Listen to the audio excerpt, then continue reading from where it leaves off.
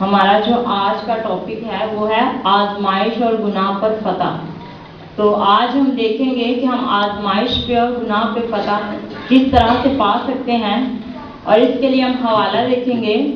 پہلا تواریخ اس کا 4 باب اور اس کی 10 آیت۔ پہلا تواریخ اس کا 4 باب اور اس کی 10 آیت میں یوں لکھا ہے، اور یابیس نے اسرائیل کے خدا سے یہ دعا کی کہ تو مجھے واقعی برکت دے اور میری حدود کو بڑھائے، اور تیرا ہاتھ مجھ پر ہو، اور تو مجھے بدی سے بچائے تاکہ وہ میرے غم کا باعث نہ ہو۔ اور جو اس نے مانگا خدا نے اس کو بخشا۔ یہاں پہ لکھا ہے کہ جو کچھ یابیس نے خدا سے مانگا وہ خدا نے اسے دیا۔ اور خدا سے اس نے کیا مانگا تھا؟ اس نے خدا سے یہ کہا تھا کہ تو میری حدود کو بڑھا۔ حدود کو بڑھانے کا مطلب ہے کہ جس مقام پہ میں ہوں اس سے مجھے آگے لے چل۔ اب جیسے بالفرض ہم فرض کرتے ہیں کہ اسکول میں کوئی ٹیچر ہے اور اس کی حدود کیسے بڑھیں گی کہ وہ اس کی حدود اس طرح بڑھیں گی کہ وہ ٹیچر سے جو ہے وہ اگر پرنسپل بن جاتا ہے تو اس کی حد جو ہے وہ بڑھ جاتی ہے، اس کی جو برکت ہے وہ بڑھ جاتی ہے۔ اگر کوئی کسی جگہ پہ اسسٹنٹ ہے اور وہ سینئر بن جاتا ہے تو اس کی حدود بڑھ جاتی ہیں۔ اسی طرح یابیس خدا سے کہتا ہے کہ تو مجھے برکت دے، تو مجھے آگے بڑھا، لیکن وہ خدا سے اس کے ساتھ ایک اور بات کہتا ہے کہ تو میری حدود کو بڑھا، مجھے برکت دے، لیکن مجھے برائی سے بچا کے رکھنا تاکہ وہ میرے غم کا باعث نہ ہو۔ کیونکہ یابیس اس چیز کو جانتا ہے کہ ہر قسم کی بدی اور ہر قسم کا جو گناہ ہے وہ انسان کے لیے غم کا باعث ہوتا ہے، دکھ کا باعث ہوتا ہے۔ اس لیے وہ خدا سے کہتا ہے کہ جب تو مجھے برکت دے گا تو مجھے برائی سے بچا کے رکھنا۔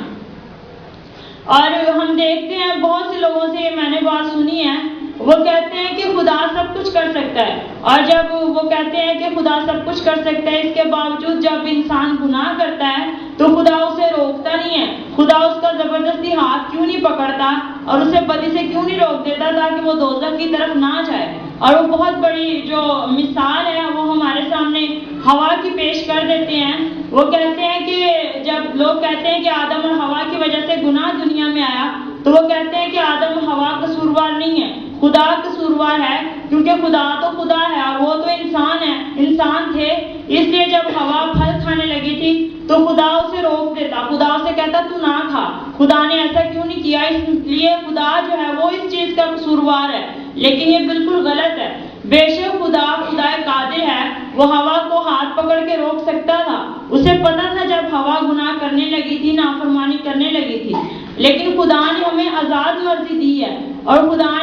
اگر خدا اسے پہلے سے نہ بتاتا کہ اس وجہ سے تم جب گناہ میں گر جاؤ گے نافرمانی کرنے سے تو پھر تم جو ہلاکت کی طرف جاؤ گے، تو پھر ہم کہہ سکتے ہیں کہ اس میں خدا کا قصور ہے۔ لیکن خدا نے پہلے سے آگاہ کر دیا تھا کہ جس دن تم اس پھل کو کھاؤ گے اس دن تم مر جاؤ گے، اس دن تم روحانی طور پہ فنا ہو جاؤ گے۔ تو خدا نے انہیں ضرور دیا تھا، لیکن خدا زبردستی نہیں کرتا، کیونکہ ہم انسان ہیں، ہم روبوٹ نہیں ہیں۔ خدا نے ہمیں آزاد مرضی دی ہے، اور اگر خدا ہمارے اوپر زبردستی کرنا شروع کر دے تو پھر ہماری جو زندگی ہے وہ کوئی زندگی نہ رہے، وہ تو پھر ہم ایک کھلونے بن جائیں گے۔ تو خدا نے اسے پہلے جو بتا دیا تھا، اس لیے ہوا کو چاہیے تھا کہ وہ خدا کی تابعداری کرتی، یا ہوا یا بیج کی طرح خدا سے کہتی۔ جب شیطان اس کے پاس آیا اور اس نے کہا کہ تم یہ پھل کھاؤ، اس سے تمہاری آنکھیں کھل جائیں گی اور خدا کی مانے تم نیک و بد کے جاننے والے بن جاؤ گے، تو ہوا خدا سے اس وقت کہتی کہ خدا تو میری مدد کر،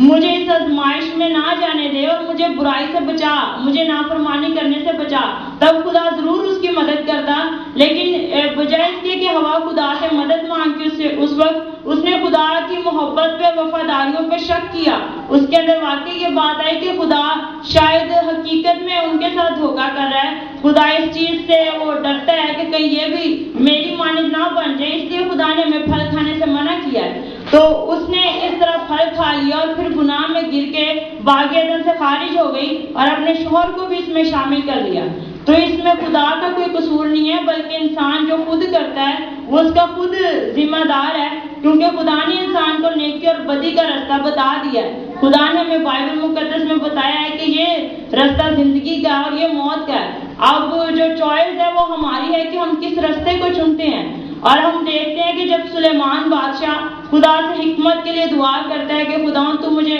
حکمت دے، تو مجھے انصاف کرنے والا دل دے، تو خدا اسے حکمت عطا کرتا ہے۔ لیکن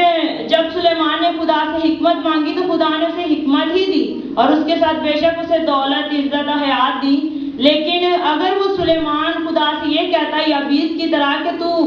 مجھے حکمت بھی دے، تو مجھے برکت بھی دے، لیکن مجھے برائی سے بھی بچا کے رکھنا، تو جو خدا یابیس کو برائی سے بچا سکتا ہے اس کے اندر یہ طاقت ہے کہ وہ سلیمان کو بھی بچا سکتا تھا۔ لیکن سلیمان نے یہ نہیں کہا تھا کہ تو مجھے برائی سے بچانا، تو مجھے آزمائشوں سے بچانا۔ اس نے جو کچھ مانگا خدا نے اسے صرف وہی دیا، اور جس بات کے لیے ہم خدا سے کہتے ہیں خدا صرف وہی کرتا ہے، خدا اس کے سوا ہمارے لیے کچھ نہیں کرتا، کیونکہ خدا ہماری دعا کے وسیلہ سے ہماری زندگیوں میں موو کرتا ہے اور کام کرتا ہے، کیونکہ ہم جو ہیں وہ آزاد بنائے گئے ہیں۔ خدا نے ہمیں ہماری مرضی پہ چھوڑا ہے کہ ہم کس راہ پہ چلتے ہیں۔ اسی طرح جب داؤد ہے اسے خدا نے بہت کچھ دیا، وہ خدا سے ڈرتا تھا، پیار کرتا تھا، لیکن جب اس نے گناہ کیا تو وہ اس کے لیے دکھ کا باعث ہوا۔ وہ بھی جب ہتی اوریا کی بیوی کو اس نے دیکھا تھا تو آزمائش میں پڑھنے سے پہلے یا جب اس کے اندر آزمائش آنے لگی تھی، گناہ کی خواہش پیدا ہو رہی تھی، وہ خدا سے کہتا ہے کہ خداوند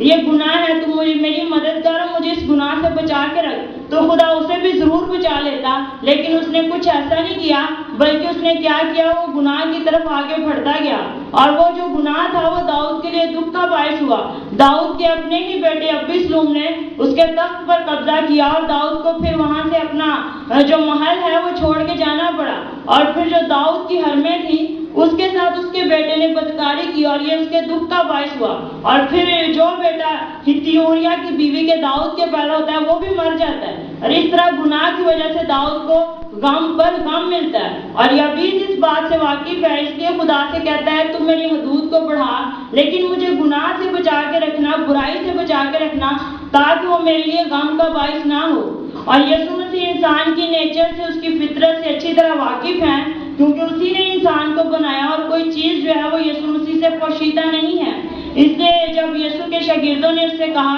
کہ استاد ہمیں دعا کرنا سکھا، تو یسوع مسیح نے انہیں دعائے ربانی میں ایک چیز سکھائی تھی کہ یوں دعا کیا کرو کہ خداوند سے کہ ہمیں آزمائش میں نہ لا بلکہ برائی سے بچا۔ یسوع مسیح نے بھی دعا میں یہ سکھایا تھا کہ خدا سے یہ کہا کرو کہ ہمیں آزمائش میں نہ لا بلکہ برائی سے بچا، کیونکہ پہلے آزمائش آتی ہے اور آزمائش کے بعد گناہ آتا ہے۔ اور بائبل میں لکھا ہے کہ جو خواہش ہے وہ حاملہ ہو کر گناہ کو جنتی ہے، اور پہلے آزمائش ہوتی ہے خواہش کی صورت میں، اور پھر اس طرح جو گناہ ہوتا ہے وہ جب بڑھ جاتا ہے تو پھر وہ موت پیدا کرتا ہے۔ ہوا کے اندر پہلے آزمائش آئی کہ وہ پھل کو دیکھے، اور پھل کو دیکھنے کی آزمائش کے بعد اس کے اندر خواہش پیدا ہوئی، خواہش نے اس کے اوپر غلبہ پایا، اور پھر گناہ پیدا ہوا، اور گناہ نے بڑھ کے کیا کر دیا، موت پیدا کر دی۔ جب داؤد نے ہتی اوریا کی بیوی کو دیکھا تو اس کے اندر جو خواہش پیدا ہوئی سن کرنے کی آزمائش کی وجہ سے، پھر اس گناہ نے اس کے اندر غلبہ پا کے کیا کیا، اسے موت کی طرف لے جانے کی کوشش کی، لے گیا بلکہ، لیکن داؤد مرا اس لیے نہیں کیونکہ داؤد نے اپنے گناہ کا اقرار کیا۔ داؤد اپنے گناہ کو مانتا ہے۔ جب ناتن نبی اس کے پاس آتا ہے اور اسے کہتا ہے کہ تو نے خدا کا گناہ کیا ہے، اس لیے خدا تجھے سزا دے گا، تو داؤد اسی وقت قبول کر لیتا ہے کہ میں نے گناہ کیا ہے، ہاں میں خدا کا قصوروار ہوں۔ وہ گناہ کو چھپاتا نہیں ہے بلکہ مان لیتا ہے۔ تو ناتن بھی کہتا ہے کہ اس لیے تو اب مرے گا نہیں، لیکن تو دکھ ضرور اٹھائے گا۔ تو اگر داؤد گناہ کا اقرار نہ کرتا تو لازمی اس نے مر ہی جانا تھا، کیونکہ جو گناہ ہے وہ موت کا باعث بنتا ہے، وہ دکھ کا باعث بنتا ہے۔ اسی طرح جب سلیمان نے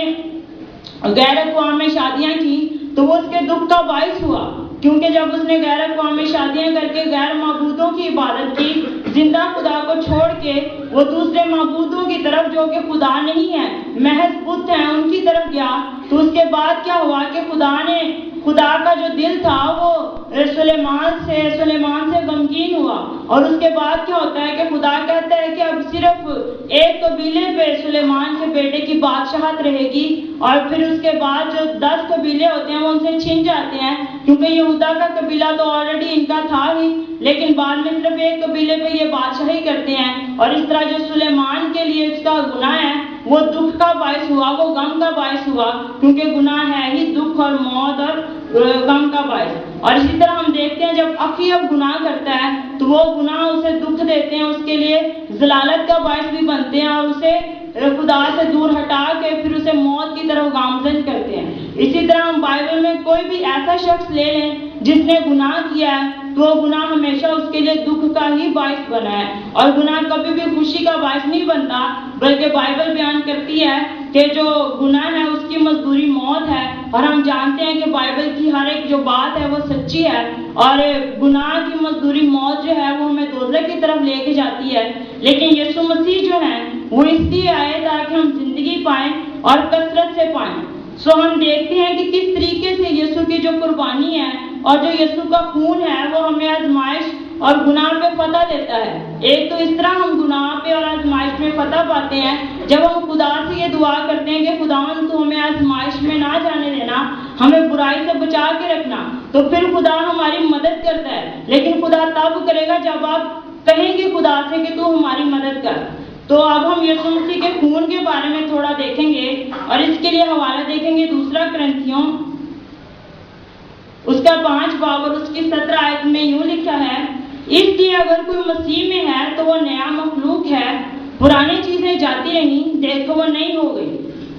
یہاں پہ یہ چیز بتائی گئی ہے کہ جو کوئی مسیح یسوع میں ہے وہ نیا مخلوق ہے۔ نئے مخلوق کا مطلب ہے کہ جو اس کی پرانی چیزیں تھیں، جو اس کی پرانی فطرت تھی، جو اس کے گناہ تھے، وہ اس سے اب دھل گئے اور اب وہ نیا بن گیا ہے۔ یعنی کہ اگر کوئی پہلے شراب پیتا ہے تو جب وہ یسوع مسیح کو قبول کرتا ہے، اس کے گناہ جب معاف ہو جاتے ہیں، تو پھر وہ جب یسوع مسیح میں آتا ہے تو وہ نئی زندگی گزارتا ہے، اور یسوع کا خون ہر روز اسے نیا بناتا چلا جاتا ہے جب انسان یسوع مسیح کے خون کو ہر روز اپنے اوپر اپلائی کرتا ہے۔ تو اس لیے جب ہم یسوع مسیح میں آتے ہیں تو